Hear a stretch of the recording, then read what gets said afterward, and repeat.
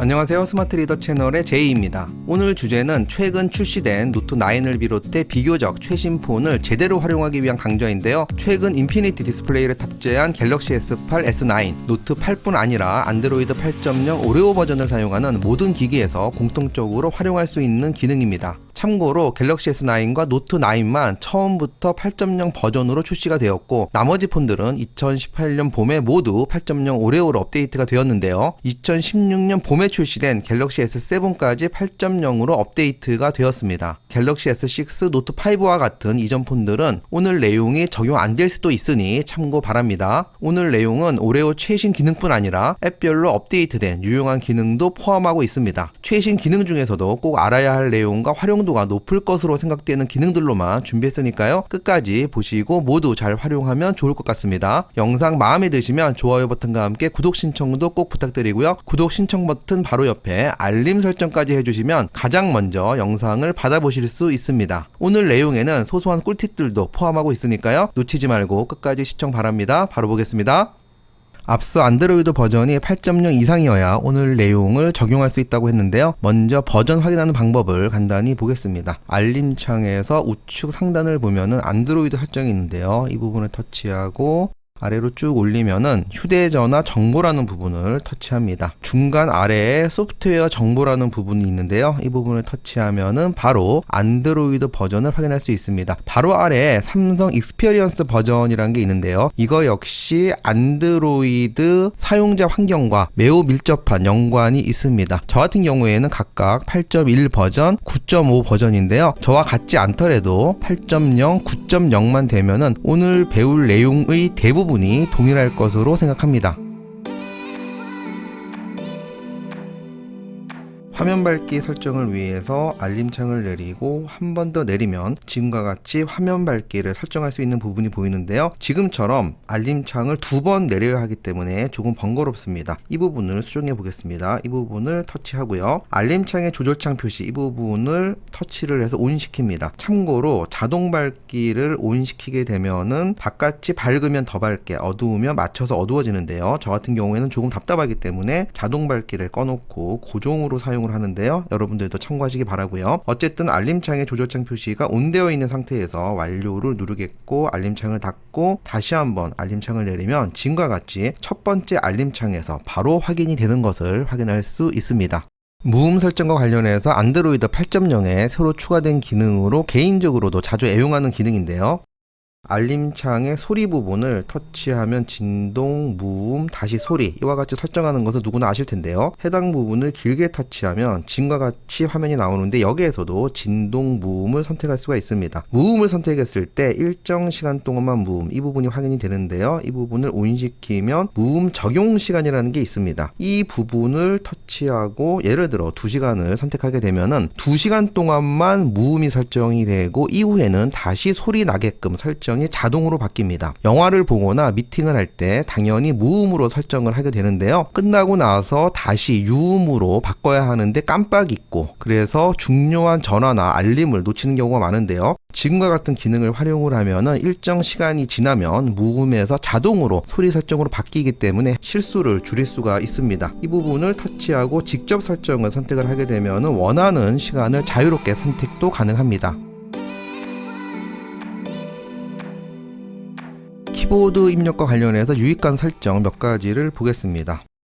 안드로이드 설정에 들어가서 밑으로 쭉 내리면 일반 부분을 터치하고요. 언어 및 입력 방식 부분을 터치하고 스크린 키보드를 터치하면 삼성 키보드가 나오는데요. 이 부분 터치하면 나오는 부분에서 스마트 입력 부분을 터치합니다. 먼저 이 부분에서 자동 대문자 전환, 영문인 경우에 첫 알파벳은 자동으로 대문자로 변환을 시켜주는데요. 우리가 영어권이 아니기 때문에 오히려 불편한 것 같습니다. 전 이 부분을 끄겠고요. 그리고 유익한 기능 3가지를 볼 텐데요. 먼저 자주 사용하는 문구, 이 부분을 터치하게 되면은 지금과 같이 은1 해가지고 은행 계좌번호가 적혀 있습니다. 우리가 은행 계좌라든지 주소 입력 같은 것을 자주 하시는 분들은 매번 같은 것을 입력하기가 번거로운데요. 미리 입력해 놓고 필요할 때마다 불러온다면 매우 편할 겁니다. 지금 하나가 등록이 되어 있는데요. 추가해가지고요. 단축어는 은2로 하겠고요.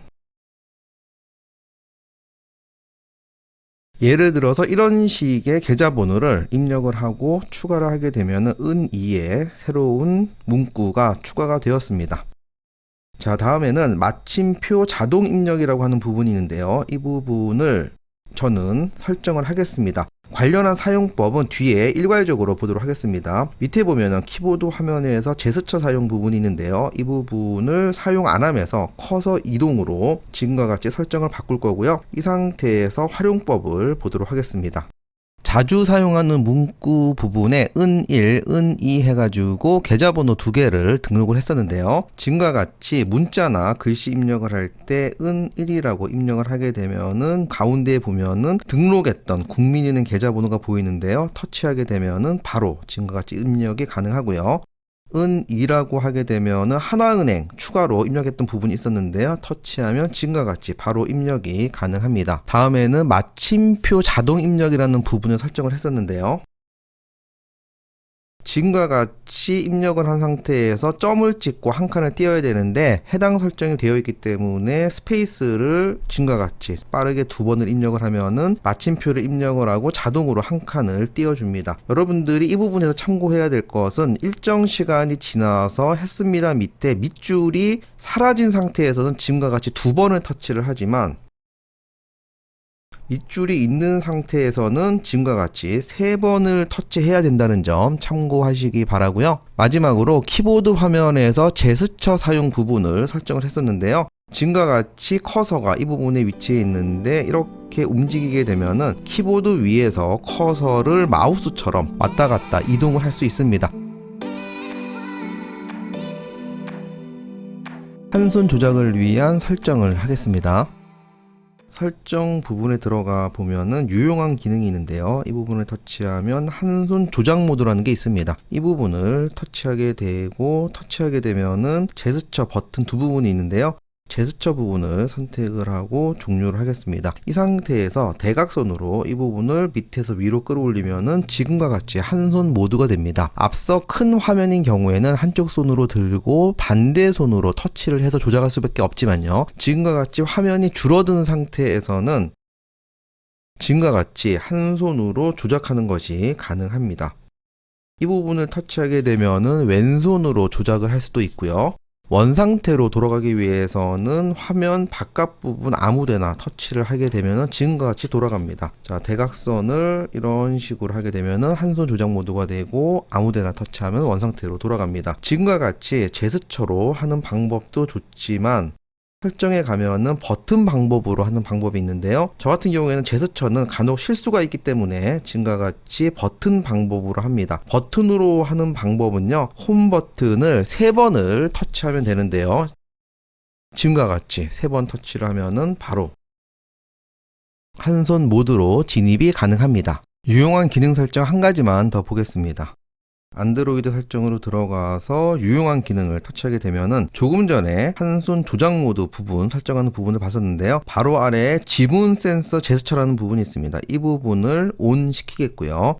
이 상태에서 뒷부분에 지문 센서 부분이 있는데요. 이 부분을 살짝 내리면 지금과 같이 알림창이 내려오고요. 한 번 더 내리면 지금과 같이 완전히 내려옵니다. 다시 말해서 한 번 내리고 2번 내리고 이런 식으로 알림창을 내리는 것을 지문 센서 부분을 한 번 내리고 2번 내리고 이런 식으로 해서 지금과 같이 알림창을 내릴 수 있다는 건데요. 굳이 이렇게 번거롭게 할 필요는 없어 보여서요. 사실 활용성은 떨어지는데요. 새로운 기능이라서 여러분들한테 소개를 했고요. 여기서 꿀팁 한 가지를 알려드리겠습니다.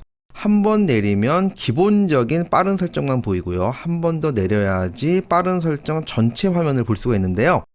한 번에 빠른 설정 전체 화면을 보기 위해서는 2손가락으로 지금과 같이 위에서 쭉 내리게 되면은 한 번에 빠른 설정 전체를 볼 수가 있습니다. 앞으로는 이 방법을 주로 사용하시기 바라고요. 지문 센서로 알림창을 내리는 것은 참고만 하시기 바랍니다.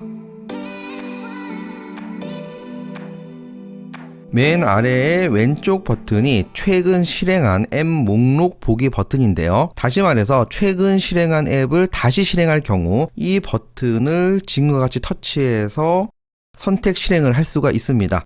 일단 보는 형태가 지금처럼 보기보다는 위에 점점점 부분을 터치해서 목록으로 보기를 선택을 하면은 지금과 같이 보는 것이 한눈에 더 들어오고 실행했던 앱을 좀 더 쉽고 빠르게 찾아서 실행할 수가 있습니다. 이와 같은 설정을 해보시기 바라고요. 현재 가장 마지막에 실행한 앱이 유튜브고 그 전에 실행한 앱이 네이버라는 것을 알 수가 있는데요. 이 상태에서 화면을 닫고요. 바로 이전에 실행한 앱을 실행할 경우에는 이 부분을 터치해서 선택하기보다는 그냥 이 부분을 2번 빠르게 터치를 하게 되면은 마지막에 실행한 앱이 지금과 같이 실행이 되고요. 한 번 더 2번 터치를 하게 되면은 그 전에 실행한 앱이 지금과 같이 실행되는 것을 확인할 수가 있는데요. 많이 활용해 보시기 바랍니다. 최근 실행한 앱 목록 보기 이 부분을 터치해서 쉽고 빠르게 멀티 윈도우 형태를 앱을 실행할 수도 있는데요. 해당 부분을 터치하고 일반적으로 실행했던 앱 중에서 네이버 앱을 다시 실행하겠다 그러면 이렇게 터치를 하게 되면은 지금과 같이 전체 화면으로 실행을 하게 됩니다.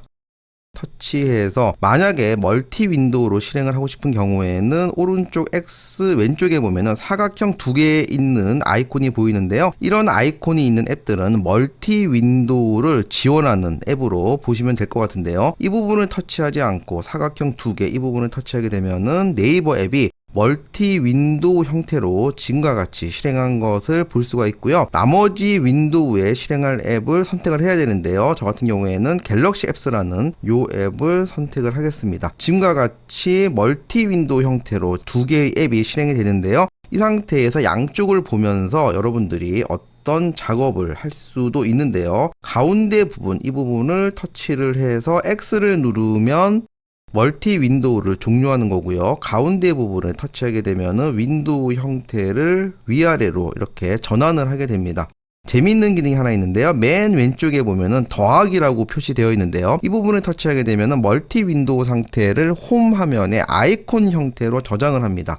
자, 터치를 해보겠습니다. 홈 화면에 앱 스페어를 추가했습니다 라고 하는 문구가 보이는데요. 이 상태에서 멀티 윈도우를 종료하겠습니다. 그 상태에서 종료를 하고요. 홈 화면의 맨 마지막에 가게 되면은 조금 전에 플러스 기호를 터치해서 만든 아이콘이 확인이 되는데요. 이 아이콘을 터치하게 되면은 앞서 설정했던 2개의 앱이 바로 멀티 윈도우로 실행하는 것을 볼 수가 있습니다.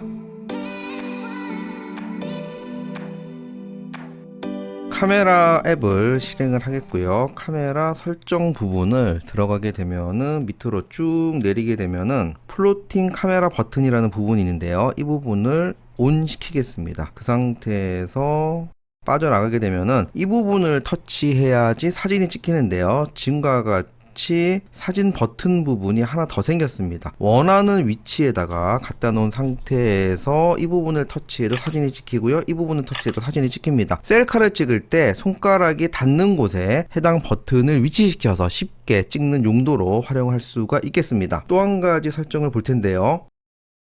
미리 보기대로 사진 저장이라는 부분이 있는데요. 일반적으로 셀카를 찍을 때 화면에 보이는 대로 사진을 찍고 갤러리에서 사진을 확인하게 되면은 좌우가 반전이 되어 있는 상태로 저장된 것을 볼 수가 있습니다. 보이는 형태로 저장을 하기 위해서는 이 부분을 터치를 하겠고요. 이 상태에서 셀카를 찍으면 화면에 보이는 대로 저장이 됩니다. 최근 스마트폰은 보시는 것처럼 홈 버튼을 비롯한 내비게이션 바가 버튼 형태가 아닌 스크린 형태로 바뀌었는데요. 지금과 같이 앱이 실행이 됐을 때 항상 상단에 내비게이션 바가 고정이 되어 있는 것을 볼 수가 있습니다. 스크린 형태의 내비게이션 바는 자동 숨기기가 가능한데요. 맨 왼쪽에 점이 있는 부분이 있는데요. 이 부분을 2번 터치를 하게 되면은 자동 숨기기가 가능해서 해당 앱을 좀 더 넓은 형태로 지금과 같이 볼 수가 있습니다. 다시 고정을 시키고자 할 때는 살짝 올리고 이 상태에서 더블 클릭을 하게 되면은 지금과 같이 다시 고정 형태로 설정할 수가 있습니다. 지금 노트 9과 같이 스크린 가장자리가 곡선 처리가 된 스크린을 삼성에서는 엣지 스크린이라고 얘기를 하는데요. 엣지 스크린인 경우 지금과 같이 가장자리에 하얗게 되어 있는 엣지 패널이라는 기능을 지원을 합니다. 이 부분을 지금과 같이 손가락으로 올리게 되면은 엣지 패널이 나오는데요. 빠르게 실행하는 그런 앱들을 저장하고 빠르게 실행할 수도 있는데요. 여기까지는 많은 분들이 활용을 하는데 한 번 더 밀게 되면은 지금과 같이 연락 연락처도 빠르게 실행할 수가 있고요. 한 번 더 밀게 되면은 다양한 형태의 내용들을 저장할 수가 있는데요. 관련한 기능들은 이 부분 설정에 들어가서 할 수가 있고 순서도 설정해서 편집할 수가 있습니다. 참고로 저는 이 기능을 간혹 활용을 하는데요. 연락처를 지금과 같이 등록을 해놓으면 해당 연락처를 터치를 하게 되면은 바로 전화를 걸거나 바로 문자를 보낼 수도 있습니다. 추가 연락처를 저장하고 싶은 경우에는 밑에 플러스 부분을 터치해서 연락처 설정을 할 수가 있습니다. 이상과 같이 살펴보았는데요. 다양한 기능들이 모두 나에게 도움될 수는 없지만 필요한 기능을 적절한 상황에서 잘 활용한다면 스마트폰 생활이 훨씬 여유로울 겁니다. 오늘 내용 중에 무음 설정에서 일정 시간이 지나면 자동으로 유음으로 바뀌는 기능과 자주 사용하는 문구를 등록해 놓고 쉽게 불러오는 기능만이라도 바로 실생활에 활용해 보시기 바랍니다. 오늘 강의 마음에 드시면 좋아요와 함께 구독 신청 부탁드리고요. 지금 영상 우측 하단에 스마트 리더 로고 부분이 보이는데요. 터치하면 바로 구독 신청이 가능합니다. 주위 친구나 지인분께 카톡이나 문자로 영상 공유하는 것도 잊지 말아주시고요. 오늘도 끝까지 영상 시청해주셔서 감사합니다. 마치겠습니다.